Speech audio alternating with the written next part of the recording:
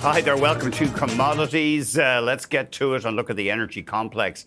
The Ukrainian President Volodymyr Zelensky is talking about plans for three-way meetings between his country and the US and China. And we have seen a slippage in oil today. Of course, that could, let's hope, it leads to peace in Ukraine, and that could liberate more Russian oil onto world markets. Meanwhile, Bloomberg says there were signs of ample supply in the latest US government inventory report. There was a climb in fuel stocks across the board, although that may not last so long with this storm that's threatening both Canada and the US. It's going to make fuel distribution difficult. Meanwhile, the International Energy Agency, which has been pessimistic about oil demand this year, did nudge up its estimate for oil demand growth. So there is a look at WTI. Just a tough story, a tough asset to own over the past 3 years. The real drama today is in the US natural gas market. This prediction of a huge storm, frigid weather sweeping across the US has investors buying natural gas. For one thing, usage will be up. And also, there could be shut-ins of production. We've seen that in the past. Of course, the industry always gets back rapidly to production. We're watching natural gas stocks, including Expand Energy. This comes, thank you, control room. This comes after hedge funds had turned more bearish on natural gas, and that left the market poised, apparently, for a rally. A lot of US natural gas companies have not, in fact, locked in prices with hedging, and so this is good news for them. But it's going to be pretty cold in many parts of the States and Canada over the next few days. Let's have a look at the metal market now. Gold hitting a new record high. It's just a broken record at this stage amid fears of global instability. It doesn't seem long before gold breaks that 5,000 mark at this rate. One stock's on our radar. One of the things has been pushing gold higher is problems at mines, massive technical problems. Freeport-McMoRan, that stock down today, but it is apparently making progress on restarting its huge Indonesian copper mine after a fatal mudslide caused a shutdown of that operation. And the company has laid out a schedule to ramp up copper production at the Grasberg mine, but they're looking through 2027. But there will be a phased restart of an underground area in the second quarter. They are looking for 85% of Grasberg's output in Indonesia to return in the second half of this year. Another stock that's on our radar is Capstone Copper, which has been plagued by a strike in northern Chile. That stock down a bit today. That dispute has been dragging on for nearly 3 weeks. And as Bloomberg notes, that's been helping to tighten the global copper market. Very quick look at the agricultural commodities. You can see mix showing wheat is up, soybeans flat, corn up a bit today. Shares in Lundin Mining taking a hit. That Canadian company cutting its forecast this year for gold and copper due to lower underground mining rates at its big Candelaria site in Chile. Analysts, though, generally say, despite this reduction, Lundin's multi-year outlook has modestly improved. In fact, it sees higher output on most mines in 2027 and 2028 to offset the weakness this year. To fusion energy. Stars can do it. Human beings can't. Vancouver-based General Fusion is set to go public. It's filed to merge with a NASDAQ-listed shell company. And this will be one of the first publicly traded nuclear fusion tech companies.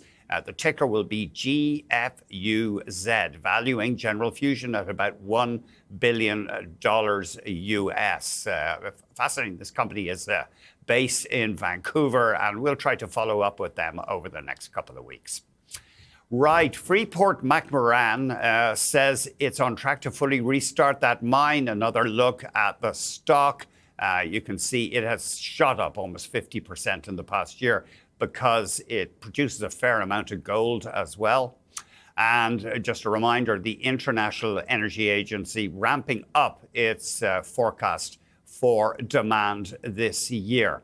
Let's get more from a seasoned observer, although he's still in the first flush of youth, Bob McNally, founder and president of Rapidan Energy Group. Bob, great to see you as ever. Thank you very much. Great to see you, Andrew. Thank you very much. Good to see you. What's driving oil right now? I mean, it's just, you could take your pick almost.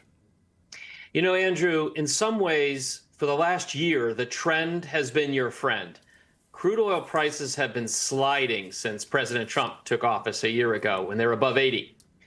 And this slide reflects a developing surplus in the market. There's a debate about how big and how soon and so forth, but that's the trend, that's the direction. However, as we've recently seen, this downward trend is punctuated by geopolitical spikes. The June war with Israel, President Trump's sanctions on Russia in October, and just recently we've seen, and not fully unwound, a big price spike, a meaningful, $4 or $5 on Iran risk, which is quite serious. So we're still in that trend. As you mentioned, IEA revised demand up a little bit, but they still see surpluses. So for the foreseeable future, we think barring a big geopolitical disruption, we're probably grinding lower a little bit is the outlook. Grinding lower, but as you note, there's a risk that the U.S. and Israel, I say a risk, a chance that the U.S. and Israel will have another go at Iran, and that would be likely to cause an automatic rise in oil. At least initially. Now, traders have learned to fade or to downplay any geopolitical risk, including Iran. Even when Iran attacked Saudi Arabia's Abqaiq facility in 2019, we had the biggest open ever in Asia in crude, but it quickly unwound. And since then, we haven't seen these outbursts of violence turn into a severe, sustained disruption in oil supply. However, I tell folks, the story of the village boy who cried wolf didn't end well for the boy or the village. And Iran, the regime is on its ropes. President Trump is amassing a huge military force. And Iran, unlike Venezuela, poses a no-kidding material risk to not only crude, but even LNG supplies. So we only have about a 1 in 5 chance of a sustained material disruption. We think President Trump is likely to hit Iran in the coming weeks. However, we don't see 1 in 5 of a sustained disruption. But if it happens, it'll be worse than most people expect. I mean, they wouldn't be able to close the Strait of Hormuz for long, you would assume, but any threat to shipping could curtail supplies. Well, I think they could close it for longer than people realize. The United States spent 52 days bombing the Houthis in April and failed to open up the Bab el-Mandab. President Trump actually congratulated the Houthis on their resilience. Iran has much better weaponry and a better coast to operate from. So it would not be over in a couple hours or a couple days. This would not be the first Gulf War, the second Gulf War. I think traders would be surprised. Ultimately, we would open it up. You're right. But it would last for longer than folks probably think. I chuckled there when you said President Trump congratulated the Houthis. I know it's no laughing matter, but he always manages to surprise you. And give us your thoughts on Venezuela. Apparently, something like 12 million barrels of oil are already on their way to the United States. Pretty rapid. Yes, things are starting to move in Venezuela. The parliament is meeting and passing an improved hydrocarbon law. We're disposing of that stored 30 to 50 million barrels that was supposed to go to China. Now it's going somewhere else. The administration is working with the new leadership under Delcy Rodriguez. So, it's one thing to entice these long-term investors, these big companies back in to make tens of billions of dollars. That's long-term. But in the near term, they're moving along with some alacrity and starting to get some results.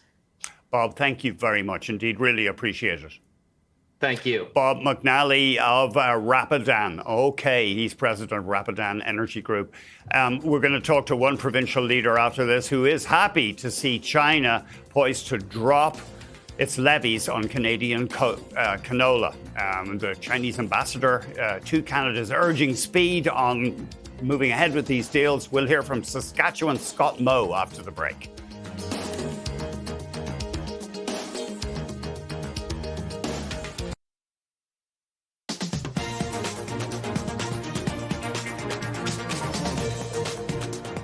China cutting tariffs on Canadian canola. That's a huge export item to China.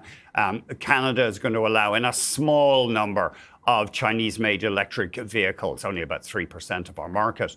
We're joined now by Saskatchewan Premier Scott Moe. His province is a huge producer of canola, and actually he was on the trip to Beijing with the Prime Minister. Premier, thank you very much indeed for joining us.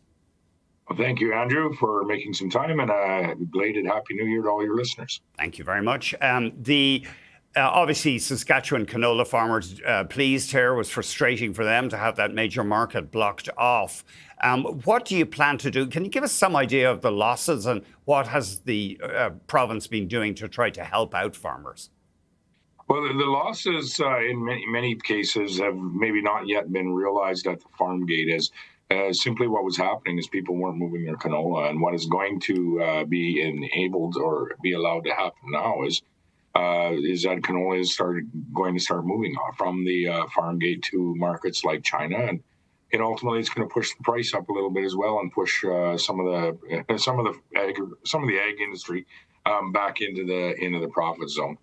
That being said, if there is some losses that have been realized this far, there would have been some at the farm gate, but mostly, I'd say, in the export sector with the folks that had crops pre-priced and things of that nature, and then had to sell it into a depressed market because it wasn't the Chinese market wasn't accessible. All of that being said, this is a huge step forward for not only the Canadian agricultural economy, but in general, the Canadian economy. And so very much a positive for us as Canadians to restore trade that we had with the country of China.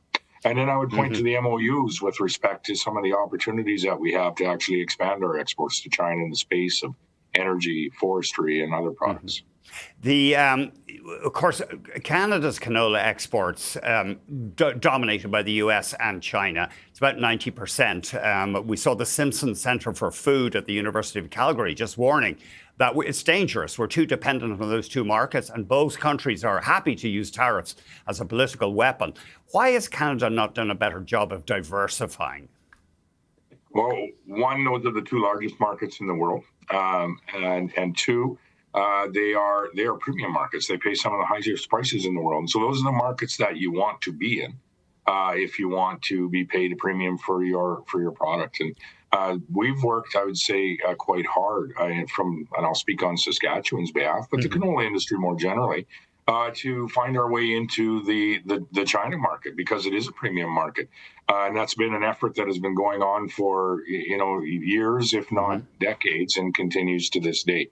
I think there are some opportunities as we look ahead, whether it be domestic, North American, or even into the European, in the renewable fuels or the biofuels market, for us to expand some of our production and our oil production into that space. And so it's an interesting report because it does highlight where we are, but we are where we are for a reason. But I think it also is an opportunity for us to reflect as to where are we going with respect to our reliance on various countries and various markets, and what is such an uncertain trade environment globally right now. The Ontario's premier frustrated that any Chinese electric vehicles are coming in. He's calling them spy cars. And there are observers who say we have to be wary of this software that comes with these Chinese cars. The Chinese, to some extent, are playing provinces off against each other, aren't they? They're doing something that could hurt Ontario, but they are also offering something that could help Saskatchewan. Yeah, I actually disagree with that statement to some degree. First of all, with respect to being a spy car or such, people should look in the back of their telephone and just check out where it's made, and it might not be your car that is listening to you when you're speaking in a meeting, or to your friends. So I would encourage folks to just do that if they're concerned about the technology. Second to that, yes, Saskatchewan has a significant agriculture industry, but so does Canada. Whether it's canola, seafood, pulse crops, they're grown in many provinces, including Ontario, across Canada. And we have a strong and vibrant Canadian industry that is going to benefit from this restoration of agricultural trade. And I would say Canada is going to benefit from some of the opportunities that I think we can capitalize on in months, not years, with respect to additional trade with China as well. And with respect to Premier Ford, he's doing exactly what the Premier of Ontario should, which is represent the auto workers in the manufacturing sector that are there. And I think there's further conversation to happen between Premier Ford and other premiers and the federal government and the Prime Minister on how we're working together to support the future of the auto industry in Canada. So I think many conversations yet to come in that space. Just finally, Premier, we've only about a minute. Sorry about that. It's interesting the difference between the two markets. The big category that the USA takes is oil, whereas the Chinese take seed. Why is that?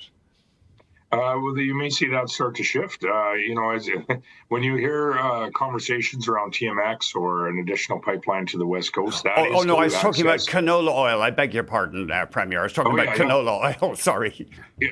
Oil versus seed. Yeah, sorry, I was going on the crude oil. With respect to canola oil, there is a significant amount of crush capacity in China.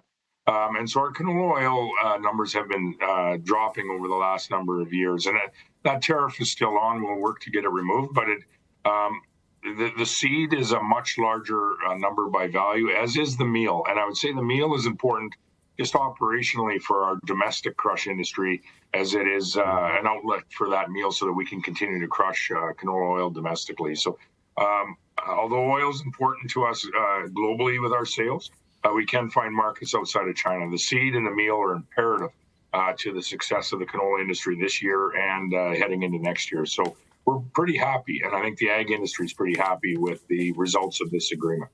Thank you very much, Premier. Really appreciate it. That is Scott Moe, the Premier of Saskatchewan. Coming up, we are going to drill into copper. The red metal has been soaring, hitting record highs lately, alongside gold and silver. And we'll bring you a couple of stock ideas. We'll be right back.